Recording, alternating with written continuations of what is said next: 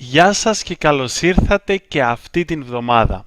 Αυτό το μάθημα είναι απάντηση στην ερώτηση της μαθήτριάς μας Νάντιας, η οποία μας ρώτησε πώς να χρησιμοποιεί το ρήμα «οφείλω». Αυτό το ρήμα είναι πολύ χρήσιμο και μπορεί να χρησιμοποιηθεί σε πολλές περιπτώσεις στα ελληνικά. Σήμερα θα δούμε 4 χρήσεις του ρήματος αυτού. Ας δώσουμε ένα παράδειγμα. Λέμε, οι μαθητές οφείλουν να σέβονται τους δασκάλους τους. Τι σημαίνει αυτό? Τι σημαίνει το οφείλω εδώ? Λοιπόν, εδώ το οφείλω σημαίνει ότι έχω καθήκον, έχω υποχρέωση. Άλλα παραδείγματα είναι, η κυβέρνηση οφείλει να φροντίζει για την ασφάλεια των πολιτών ή οι πολίτες οφείλουν να πληρώνουν τους φόρους τους. Σε όλες αυτές τις περιπτώσεις η λέξη οφείλω αναφέρεται στην υποχρέωση, στο καθήκον που έχει κάποιος σε κάποιον άλλο. Ο δεύτερος τρόπος χρήσης αυτού του ρήματος είναι ως ακολούθως. Τι σας οφείλω για τον καφέ?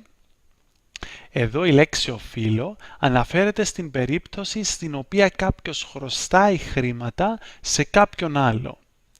Άλλα παραδείγματα χρήσης είναι: ο Νίκος οφείλει 1.000 ευρώ στην τράπεζα και πρέπει να τα πληρώσει άμεσα.